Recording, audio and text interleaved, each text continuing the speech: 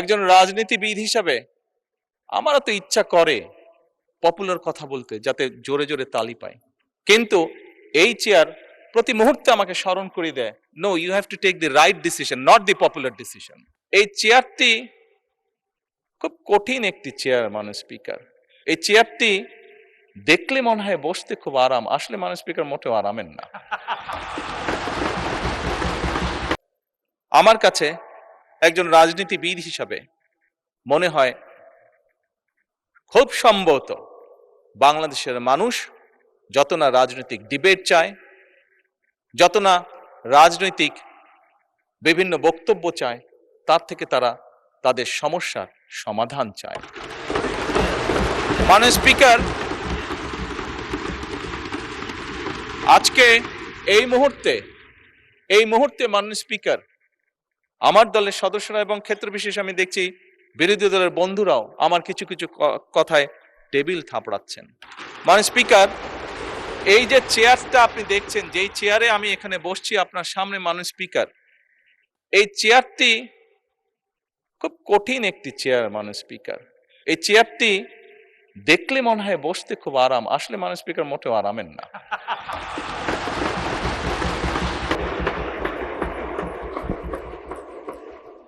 এই চেয়ারটিতে বসলে মাননীয় স্পিকার প্রতি মুহূর্তে মনে হয় যে আগুনের তপ্ত হিট আসছে। মাননীয় স্পিকার, হাসার কিছু নেই, আমি যা ফিল করি আমি আপনাদেরকে তাই বলছি।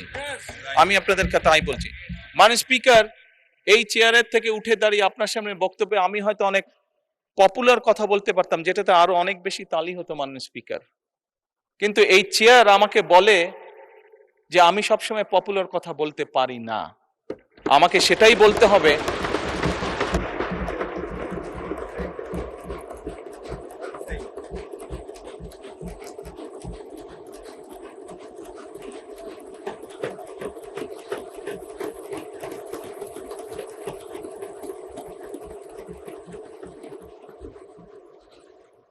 মাননীয় স্পিকার, একজন রাজনীতিবিদ হিসাবে আমারও তো ইচ্ছা করে পপুলার কথা বলতে, যাতে জোরে জোরে তালি পায়।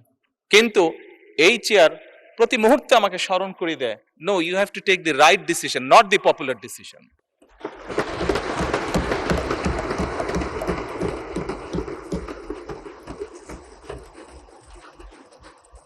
মাননীয় স্পিকার, আপনার মাধ্যমে আজকে এই সংসদের এই সবুজ চেয়ারে যারা বসে আছেন, আমি মনে করি আজকে বোধহয় আমাদেরকে সিদ্ধান্ত নিতে হবে যে আসুন আমরা পপুলার ডিসিশনে আলাপ করব না, আমরা আলাপ করব সঠিক ডিসিশনের ব্যাপারে, রাইট ডিসিশনের ব্যাপারে। মাননীয় স্পিকার, আজকে এই সংসদ অধিবেশনের শেষ দিন, আজকে অধিবেশন শেষ হয়ে যাবে। আমার সংসদ নেতা হিসেবে আমার দলের সদস্যদের কাছে, বিরোধী দলীয় বন্ধুদের কাছে, সহকর্মীদের কাছে, সদস্যদের কাছে আমার অনুরোধ থাকবে যে আসুন আগামী অধিবেশন যেটি শুরু হবে সেখানে আমরা আলোচনা করব আমরা কত দ্রুত দেশে বিদ্যুতের সমস্যার সমাধান করতে পারি।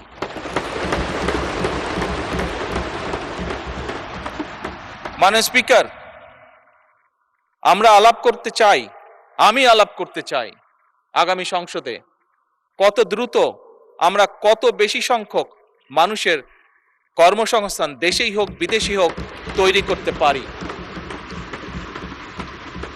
মাননীয় স্পিকার, এই সংসদে দাঁড়িয়ে আমি আলাপ করতে চাই যে আমাদের শিক্ষা প্রতিষ্ঠান, আমাদের হাসপাতালগুলোতে কত দ্রুত শিক্ষা এবং চিকিৎসা সুবিধা আমরা পৌঁছে দিতে পারি।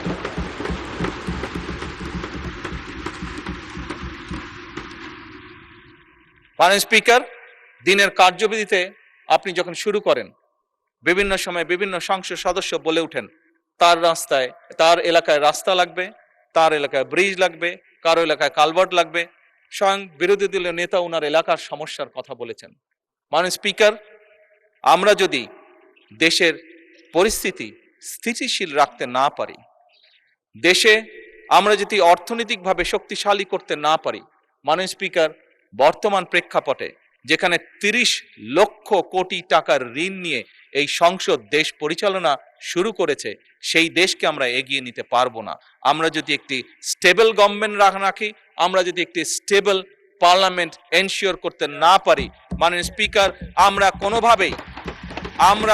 কোনোভাবেই এই দেশকে সামনে নিয়ে যেতে পারবো না। মাননীয় স্পিকার, এই দেশকে যদি সামনে নিতে হয় তাহলে অবশ্যই আমাদের উভয় পক্ষকে একসাথে কাজ করতে হবে। হ্যাঁ, বাংলাদেশে আইটি শিল্পের বিকাশ কিভাবে হবে এ ব্যাপারে হয়তো আমাদের মধ্যে ডিবেট হতে পারে, এ ব্যাপারে আমাদের মধ্যে দ্বিমত থাকতে পারে, কিন্তু বাংলাদেশের আইটি শিল্পের বহিঃপ্রকাশ হতে হবে, এ ব্যাপারে আমাদের মধ্যে নিশ্চয়ই কোনো ডিবেট নেই। মাননীয় স্পিকার, সেজন্যই আসুন আজকে আমরা সিদ্ধান্ত গ্রহণ করি যে আমাদের আলোচনার বিষয়বস্তু হবে এই দেশের মানুষের ভাগ্যের পরিবর্তন। আমাদের আলোচনার বিষয়বস্তু হবে মাননীয় স্পিকার, আমাদের আলোচনার বিষয়বস্তু হবে যে আমরা অন্য দেশের উদাহরণ দেব না, বরং আমাদের দেশকে আমরা সামনে এগিয়ে নিয়ে যাব। মাননীয়